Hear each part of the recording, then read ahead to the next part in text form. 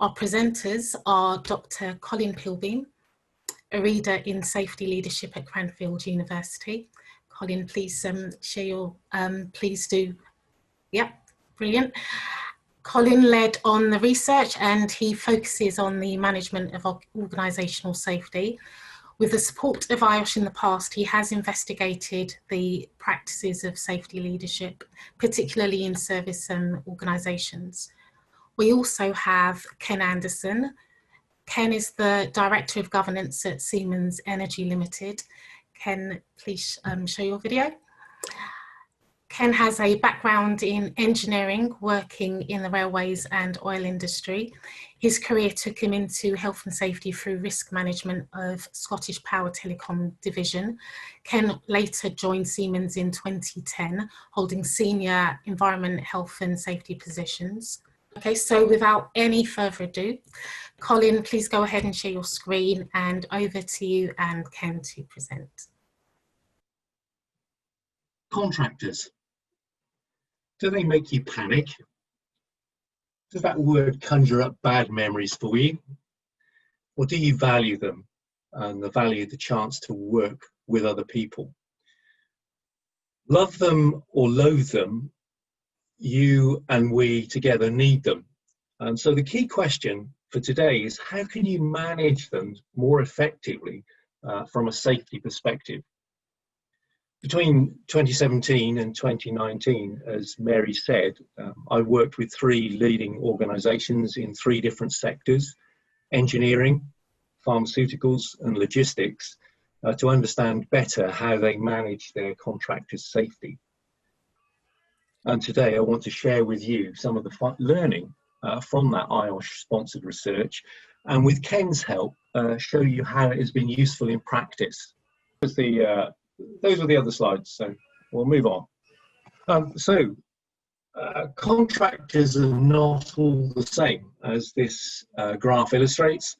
Some perform really well, others perform poorly. Some you can learn from, but do you? And do you take the time to understand how they work so well and so effectively from a safety point of view?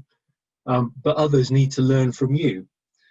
These are the ones that are limiting your safety performance and your performance improvement efforts. And yet contractors differ, and my conversations with organisations tells me that they are managed in the same way, regardless of their performance, which seems strange to offer this sort of sheep dip approach to managing contractors. And so I have 3 questions for you this afternoon that I want to answer. The first question is, what do they do for you? Do you actually understand what they do for you? What place does their work have in your organisation? For one of the organisations involved in our research, it was clear that the different business units had a different view. Each had a different view on what that contractor relationship was supposed to do. And so there was confusion in the mind of the contractor as to what their relationship with the organisation was. And that meant they behaved in different ways.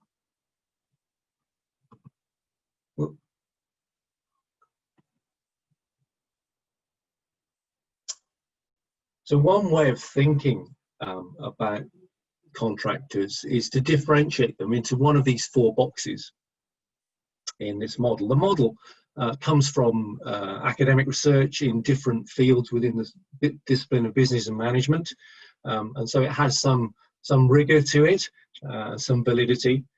And from the model we can see 2 things. First, that contractors perform activities that are more or less valuable to your organisation, depending on their strategic contribution that they make. So it's either high or low on the vertical axis, and the tasks that they perform can be more or less complex, ranging from fairly routine activities to more bespoke activities on the horizontal axis. And this typology provides a way of differentiating between the activities that the contractors perform. And we found in our research that most of the contracting activities fell towards the left of the model on the routine, more commonplace activities. But nevertheless, there was a variation between those routine activities that were seen to be core to the business and those that were more peripheral.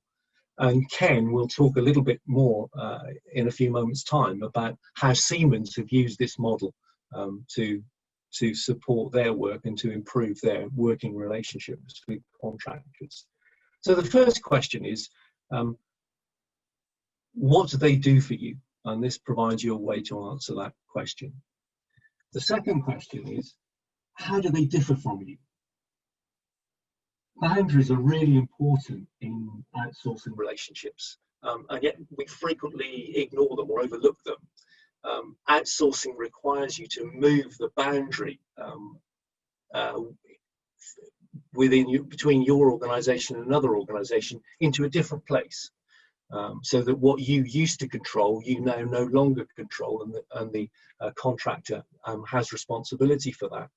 And so you've changed the boundaries, you've changed the nature of that boundary. The boundary, focusing on the boundary, also emphasises the need to work closely with the other organisations. So trying to understand how organisations differ from you becomes a really important part of how you engage with them. Do you, as this slide suggests, rub up against them and there's tensions and disagreements? Or thinking about it the other way, are there things that where you behave similarly and work in a similar way that makes your relationship surprisingly easy? And so trying to unravel the importance of boundaries allows us to think, to explore some of these similarities and differences. And I think there are three ways in which this can happen. The first is to think about the physical boundary. So these describe the rules and regulations that both organisations have, the processes, the procedures that govern the way either of the organisations function. How compatible are they? For example, do you have, what are the details that you require for your research, risk assessments and method statements? Are they the same or are they different? How do you report accidents and incidents? Does the same information have to be entered onto two different systems because they're not compatible or data can't be shared and you duplicate effort? So there's an issue around the nature of the physical boundaries that exist between the two organisations. The second dimension to the boundary is the social aspect. Do your employees behave in the same way as those in your contractors' organisation? Do they have the same uniforms or similar uniforms? Are they of the same nationality? Do they speak the same language? These sorts of things divide and create differences. And I've observed organisations where the contractors have a different accommodation, or perhaps no accommodation at all when they're working on client sites. Does the provision of PPE differ? Do you make a distinction between the high-vis colour of the high-vis jackets that your staff have and the contractors have, creating that two-tier system of them and us culture? In other organisations that we've worked with, the contractors share the same facilities as the company workers, suggesting a much more integrated and greater acceptance between the two organisations. So we think about physical boundaries, we think about social boundaries, but we can also think about cognitive boundaries too. Do you share the same values? Do you have the same beliefs? For example, about the importance of safety. On the vexed issue of cost versus safety, where do you both stand? Is safety paramount, or is it really do it cheaply and, by the way, safely as well? So we've got three different ways of thinking about the boundary: the physical, the social, and the cognitive. And these can be put together in a single model like this. And the ideal situation would be the sweet spot, if you like, is in the middle, where there are no differences between the organisations, and it may feel as though you're working with yourself in this circumstance. But where there isn't alignment on any one of these 3 different types of boundary, you can end up with perhaps different processes and different procedures, and you end up discussing on site whose rules do you follow, and what regulations do you need.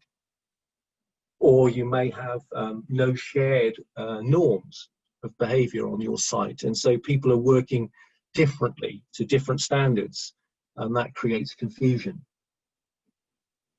Or you may have different values, so the prioritisation of safety or performance might be different between the 2 organisations, creating again tensions between the workforce.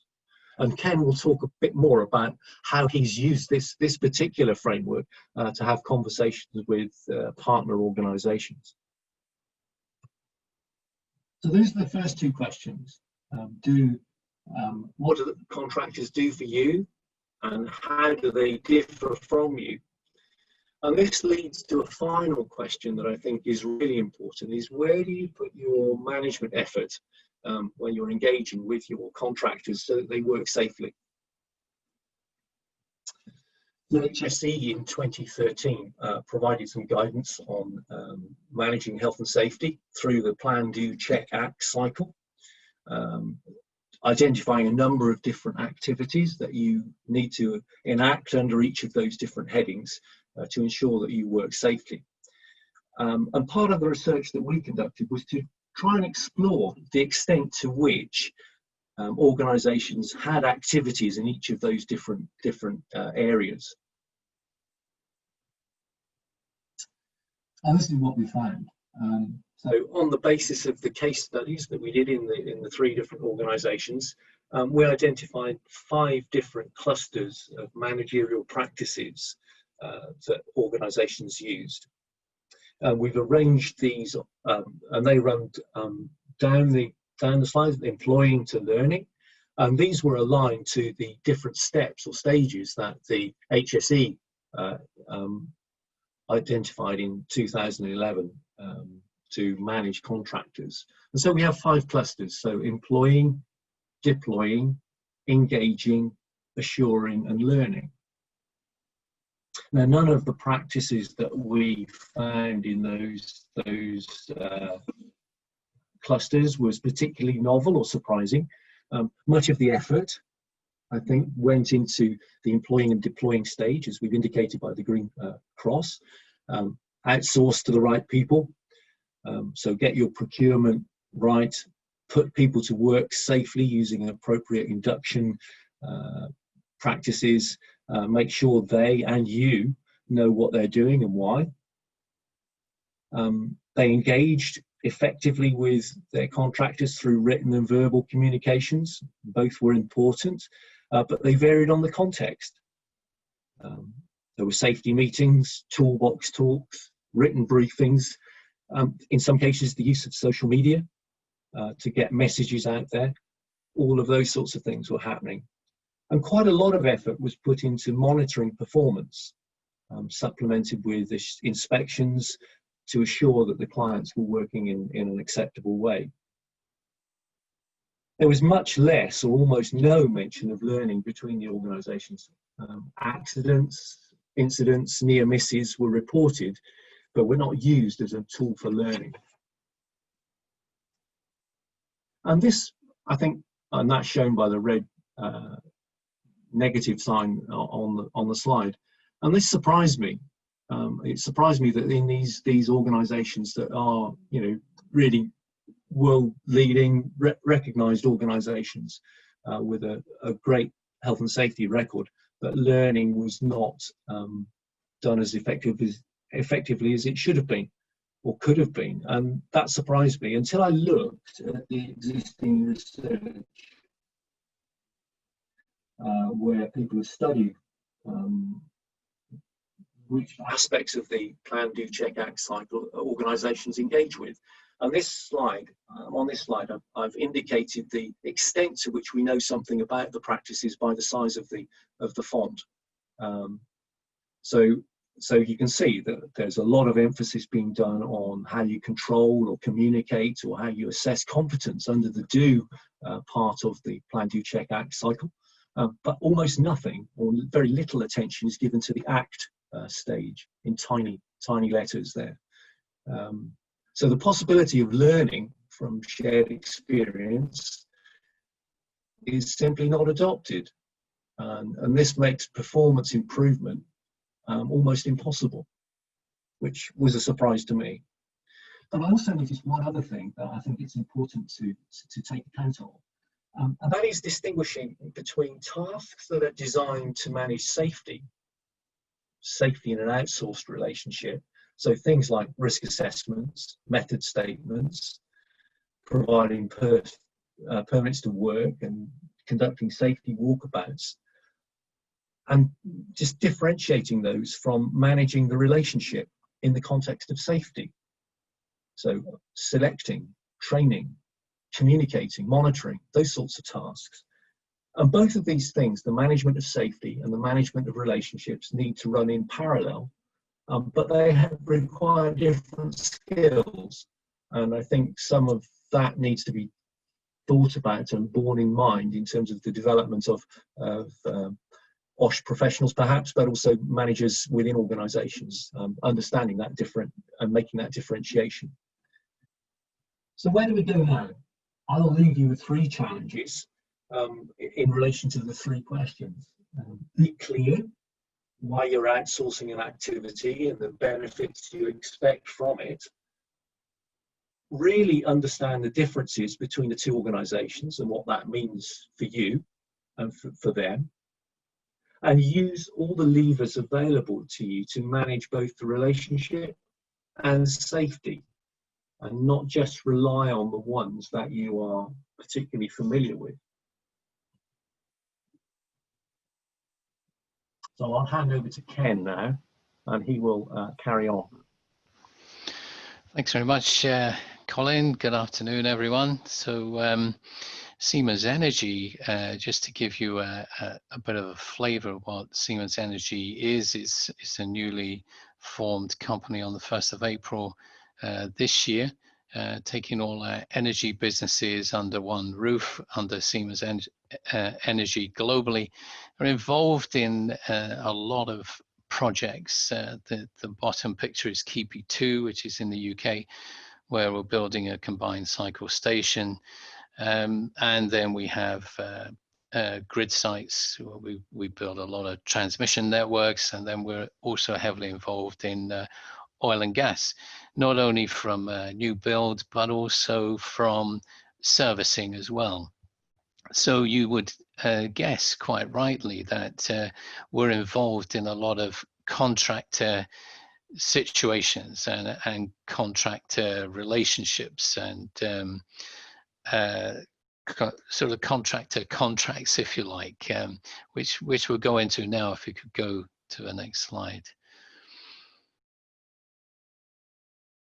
That's great, thanks. So we've put together a contractor management policy, and I'm not going to go through the policy at all, you'll be pleased to hear, but the contractor policy and guidance is there not necessarily for EHS professionals, although that's a big part of it. It's also there for supply chain management and for our operational people as well. And the box in the middle is saying that significantly, we want to change and improve contractor selection, and it's based on all the things that you've heard from Colin. And the approach that we want is to consider the relationship with the contractor, not just their paper credentials. In the past, we've had, let's have a look at their paper credentials, do a desktop assessment, or let's go and see them and tick some boxes. That didn't really bode well for relationships, and therefore we wanted to significantly change that, and that's right at the heart of what we're trying to do with this policy. Thanks, Colin.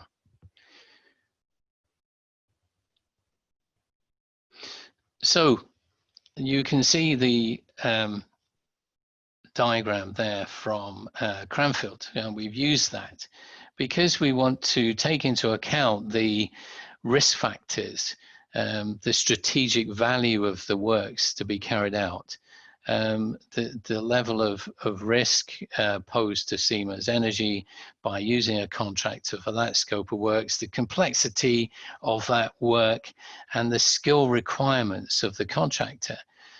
And asking the basic question, why do we need a contractor? Do we really need a contractor? And if we do, what is the main purpose of that contractor? It may be something that we can't do ourselves, and we don't wish to do that ourselves, because in today's modern market, and remaining competitive, we've got to be very agile in our approach to some of our contracts. And the important thing for us is that when we come out of looking at this model with our supply chain and operational people, that we really understand why we've got that company. Now, some of it can be very transactional, but we've missed a trick so often in saying, actually, the relationship we want is more of a partnership, because at the end of the day, when we build Keeby 2, and we're about halfway through it, we have got to be successful in partnership with our contractors. If we have a transactional relationship with our contractors, things tend to not run too smoothly, and actually our client that we work for probably doesn't see that we're as professional as we should be, and things don't go as smoothly as they should be. We tend to have more bun fights on site rather than understanding the relationship before we get into it. Thanks, Colin.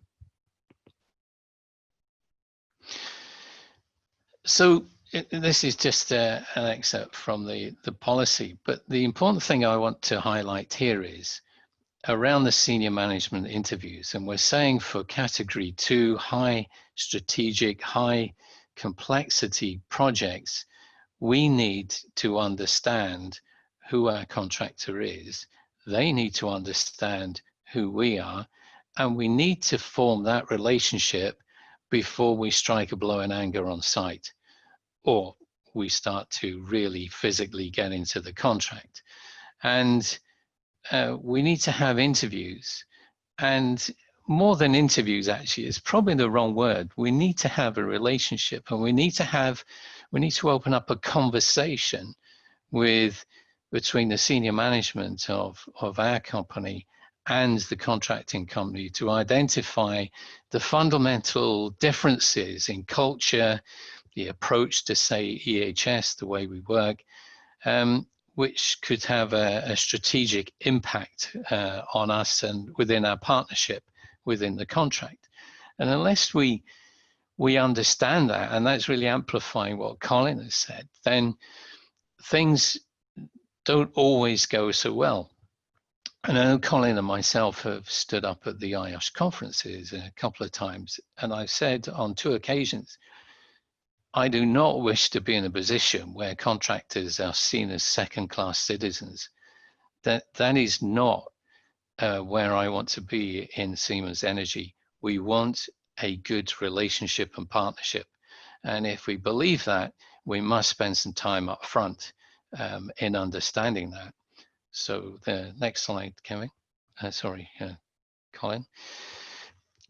These are some of the kind of interview topics, and they may seem sort of strange because people will say, well, EHS policy, well, we have people go in and check that they got a policy. However, if you open up a relationship with the senior management of your potential contractors and ask them, how do they develop their policy? What is their commitment to the policy? When they sign it, what does it mean to them? Is vastly different than just looking at their policy as a desktop exercise to say, well, they've got one. Likewise, roles and responsibilities. Do people really understand at a senior management level within contractors, what their real roles and responsibilities are. So the managing director, the operations director, for example, do they really understand that? And actually, what is their management commitment? What do they do? Are they visible? Are they seen in the business? Are they really committed to all the things that they say in their policy within their business? And start to have conversations about that. What's their relationship with contractors? So quite often we would employ a contractor to be a principal contractor maybe, and they would have contractors as well. But what is their relationship? Does that relationship cascade down through into their contractors? It's also important. I put safety programs, but you know, what do we have in Siemens Energy? So at the moment we've got zero harm. That may change, and that is a whole new world that opens up to us in Siemens Energy. But do we include that that whole zero harm program with our contractors, you know, or are they second-class citizens that you're not a part of it and you sit out of that? And also, what do our contractors do? Can we learn from our contractors something that we could adopt within Siemens Energy? I think it's fair to say that with COVID-19, you know, health and well-being, it's always been important, but you know, the new strap line, you know, if I say to Colin, stay safe, you know, I'm not saying to him, don't have an accident. I'm saying stay safe and keep out of COVID, you know, and are you healthy and well? There's a new kind of strap line coming in there, but health and well-being is vitally important to having, you know, a good workforce. And you know, the other things I won't go into, but maybe apart from the last one, putting people to work.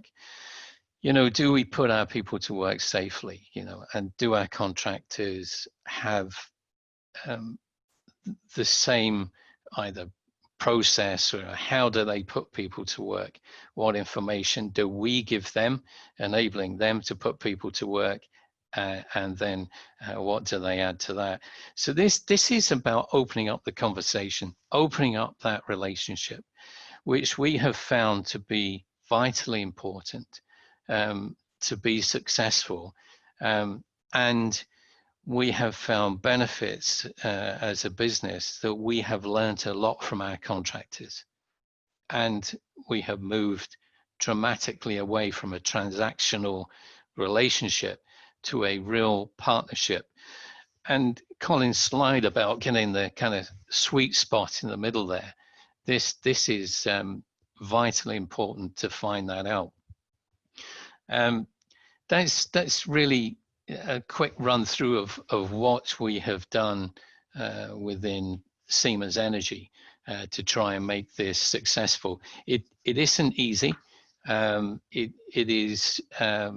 It's interesting that when you say to a potential contractor, you know, we'd like to come and have a chat with you, that actually what they do is they line up the EHS director to be in the room, you know, with all the stock answers and with all the paperwork. And the thing that our contractors have found has been interesting is that we don't want to see any paperwork. We want a conversation, and we want to look people in the eye so that they can understand who we are and we fully understand who they are. This means that we have put this into our policy, and it's a vital part of a selection process. So if we decide that this partnership is not for us, and actually it may be the contractor decides it's not for them, that actually we don't get into it, and that we walk away as gentlemen and say, well, thanks very much for your time. That was really interesting, and you know, it's not for us in this relationship. it is better to have that conversation up front than get into a relationship and a partnership or a contract that goes wrong, and goes wrong on site where you don't want it to go wrong. So that's it from me. I think that was the last slide, Colin. Yes. And I'll hand it back to Mary. Thank you. Thanks, Ken. Thanks, Colin. To everyone who's joining, if you have got questions, because this is an opportunity for you to ask some questions, please do post them in the Q&A box. We have got one from Paul Daly. I think this might be one more for you, Colin. It's a two-part question. So what measurements or criteria was used to classify and compare contractors, and was there a difference in criteria for smaller and larger contractors? So the first part is what measurements or criteria was used to classify and compare the contractors, and then the other part is, was there a difference in criteria for smaller and larger contractors? Yeah, thank you, Paul. That's a really interesting question. I think that we used the model framework as a heuristic because each organization has a different view as to what is an important dimension to measure contractors on. And so the measures that you might choose in your organization will be different to the measures that Ken would use in Siemens, and the other organizations that we contracted with would use in their organizations. And so we didn't have a set of metrics. It's a much more subjective view, I think, as to what we mean by value. What do you mean by a routine task? In some circumstances, things that are quite complicated might be routine tasks, and yet in other circumstances, things that others might consider to be routine might be for them quite complicated. So I think it needs to be taken with it's a set of principles that you would have a conversation with in your organization with your colleagues about where they felt these contracting relationships would fit. And that relates to the point I made earlier, I think, about an organization that had different business units that viewed the contractor relationship in different ways. And having that model allowed them to actually have that conversation to say, where do we differ on our assessment of the value of the organization that we're contracting with? And how do we consider the activities that they're engaging with us? How does that differ between the business units, so that we've got a sense of where they fit into that framework, and therefore how we should treat them? And maybe, Ken, you want to come in there and just talk about how you've done that in Siemens, because I know that you've used it in exactly that same way. Yeah, thanks, Colin. I mean, one of the things that Colin and myself went through when we were working together on the research with other partners is, if you simply took cleaners, for example, cleaners in Siemens, whilst they're very important, because otherwise we don't, they're even more important. We don't get their premises sanitized for COVID, for example. So they become even more important than they were. But we treated them slightly different to somebody who had a laboratory. So if you had cleaners in a laboratory, they become a key partner within your setup, because it's vitally important to get that cleaning regime right. We've looked at the model and said, okay, it's not necessarily just for our bigger contracts. We can have specialists that come in when we're doing, let's say, balancing of plant in a power station. Very small team, but if they get it wrong and they get the balance of plant wrong, then we could have a lot of damage done to steam and gas turbines.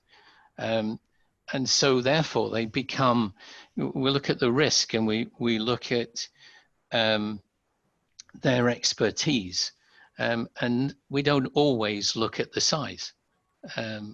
So I don't know whether that answers the question. It's really getting back to what I said. Why do you need them? what is their value in the business? You know, how important are they to you? And you know, strategically, where you're going with your business, it can be that your company is looking at doing more outsourcing. And so having this look at the model and having those conversations are vitally important. You might still want to hang on to certain skills to keep them in your business, but you might want to have those skills outside, and there's risk with that. Thank you both. We have another question from John. Thank you, John. Did you explore the issue of authority between the client and the contractor when researching your 3 questions of what they did, they do for you, and how they differentiate from you, and where you put your management effort? John has another question, but I'll give you space to answer that one first. Yeah, the short answer to that question, John, is no. We didn't explicitly look for that, but I think it was implicit in the conversations that we had, and I think it's implicit in the responses that or the questions I've generated that I think are useful for practitioners from the study that we did. These weren't the questions I've posed today weren't the questions we asked in the research study, but they seem to be an important set of questions for practice to answer and businesses to answer in their dealings with contractors and trying to understand the safety relationships. So that's the short answer. I guess to add to that, you know, we have CDM, construction design management, obviously, which gives us a good steer or set of regulations about our roles and responsibilities within that relationship. What we've tried to do, I think, with Cranfield is to look at 2 things. You know, the sort of what our relationship is on a legal footing and responsibilities, but actually really try and understand what our relationships are, person to person, you know, company to company, which we've tended to in the past maybe look at the rules and regulations side more than our good relationships and partnerships. Thank you. And the other question is, how should a relationship in your sweet spot deal with the authority and responsibility of the client to be in charge of what work is done for them? I think it should hopefully complement that. Mm-hmm. You know, we have contractual obligations which we have to sign up to, and we have legal regulatory requirements. The way you deliver that, I think, is really very, very important. That if you can get that sweet spot and that partnership going and working well, it helps you with your legal requirements. You know, I've said contractors are not second-class citizens. We're in it together. If we're in it together, we're in it together through the regulations and contractual requirements. Yeah, I think I would just add to that those 3 circles, or the consideration of the boundaries, is based on an assumption that contractor relationships are often problematic rather than successful. You might want to disagree with that, but that seems to me seems to be what I hear from practice quite often. And one of the ways that might help us understand why it is so problematic is to think about those 3 different dimensions: the physical, the social, and the cognitive. So the rules and regulations, the social norms, and the values that you have, and to see to what extent are you aligned or differentiated on those things within the context of the contract that you have. So it was a way of trying to help you understand how and where you can put your effort to improve the working relationships that you have with between the client and the contractor. Okay. Thank you. Are there any other questions to those of you who are online? John says thank you. Good answers. Whilst I just wait to see if there are any coming through, just a question from me, Colin and Ken, and for the benefit really of those who haven't really read the report, perhaps. The research focused on three specific sectors. So what's your thoughts in terms of the extent that they actually extend to other sectors and are quite generalizable? That's an important question. And thank you, Mary. I think because those sectors are different, and because we discovered really that what we observed in terms of practices were the same in each of the sectors, would lead me to think that other leading organisations in other sectors would be doing similar things. And certainly the evidence that I've seen from reports, from documents and so on, other publications, wouldn't lead me to think that it isn't transferable. And I hope what we have provided in terms of the 2x2 framework and the 3-circle model are things that would be useful regardless of sector, because they are about the relationship and the importance of that relationship to you as a business, and how you might go about managing that. And that was one of the things that I was terribly concerned about, was that we wouldn't just come up with a prescription for engineering or for pharmaceuticals, but would come up with something that actually had, with a bit of thought, could be applied across sectors, and give people some useful tools to help them be more effective in the management of their contractors' safety. Thank you. Did you have anything to add, Ken? No, I agree. I mean, the reason that we in Siemens and now Siemens Energy were so interested was simply because we're the awkward squad. You know, we have such a diverse portfolio that, you know, it may seem that, well, it's kind of, you're into energy, but, you know, we also have, you know, a big 3D printing company, for example. You know, we have all kinds of diverse operations. And so it was very helpful to have this framework that we could adopt, which just wasn't, you know, just for, you know, maybe engineering or whatever. It enabled us to look at all aspects of our business. Okay, thanks. I'll give people just one more chance to pose a question if they had. Oh, and one has come in. There is a question asking if contractor breach safety measures at vicinity of firm. Sorry, if a contractor breaches safety measures at vicinity of firm, how can they be pursued? That's an interesting question. I conducted quite a few of these conversation stroke interviews, you know, with the senior people within some of the contractors. And, you know, I jokingly said to some of them when we were walking out, I know where you live, you know, and that was tongue in cheek. Because what I actually mean by that is we can come back and have a conversation. So to put it into context, in the past, something went wrong between a contractor and ourselves, and there was some sort of breach.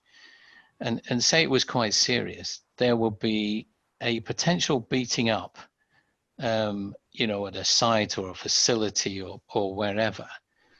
And the chances are that quite often the senior people didn't get involved in that. And on one level that might be okay, but if you have a good relationship and you know where each other lives, then you can go and have what I deem to be an adult conversation and say, how do we fix this? Or if there's a hard decision to be made where it is totally unacceptable behavior and we're going to perhaps do something far stricter, it's better to have those conversations within a relationship, because we understand that a relationship is not always a cozy relationship where everything goes great. The acid test of a relationship is when it starts to go a bit wrong. What conversations do you have going forward, and how do you solve it? And we have found this to be far more productive doing it this way than reaching for lawyers and standoffs and things like this to begin with. We try to use that relationship in a positive way, even when things are going wrong. Thanks, Ken. Did you want to add anything, Colin? No, I don't think. I think it's outside of my competence zone Okay. to talk about how to handle a contract. Just wanted to give you that opportunity. Great. No, thank you. Okay. So we still have a little bit of time for questions. So if you have got any people, then please do send them in. In the meantime, one other question from me would be to both of you, Colin and Ken. You've probably touched on them throughout your presentations, but what would you say are your big 3 takeaway messages for those who are joining us today? I can probably start off with one. Think differently from maybe where you've been in the past. And in thinking differently, move, if you've been in a silo where it was kind of, you have EHS in one silo and contractor management in another, and that, think differently between the silos and pull everyone in together to ask, in thinking differently, why we're using contractors and what is our relationship. That's one. Colin can add some more, I'm sure. Well, I think that it relates to perhaps the 3 questions that I asked, really. What value do they bring? What do they do? Why are you engaging with a contractor in the first place? What value do they bring? And is that, to what extent is that shared by everybody across your business units and within your organization? Is that understanding something that is widely shared, widely understood, or not? Because that will influence the way people engage with the contractor, and indeed the way the contractor will then engage with you. If there is a shared understanding of the value that they have to you, to your business, then I think that will progress. And then picking up the thinking differently, I think understanding how you are different and how you are similar might help you unpack those tensions, those pinch points where things don't go quite as well as they could, but also understand why it works so well, if it does work well. What's going on that makes this relationship work well, whereas with our other contractors it's not so good. Allowing you to do that. So I think there's some sort of, these tools are about reflection, and helping you to reflect on the relationship. And I think the other point that I think gets missed, and I think is quite important, is this understanding that you need to manage both the safety but also the relationship between your activities, and often there isn't the clarity about that distinction in contractor management relationships. I think you manage the relationship. Oh, by the way, you've got to do safety, or people are focused on the safety, but forget that there's a relationship that you need to build. And I think keeping those 2 things together, so they're parallel tracks running in the same direction, is really quite important. So I think those would be the things that came out from the project for me, I would hope to try and communicate to a practitioner audience that might find it useful. And I was fortunate to find Ken, who would come along and back me up. I'm not seeing any more questions, so I think it's time to draw it to a close. I guess my final words to those who are taking part is that we have got a lot more details on our website about the research. So that's the reports, that's the case studies. On the webpage, it also includes the IOSH conference session that Ken and Colin mentioned earlier on this subject. So if you can go to www.iosh.com/outsourcing, you can get those details there. Thank you for joining us. And lastly, thank you, Colin and Ken, for presenting today. Thank you. You're Thank welcome. you.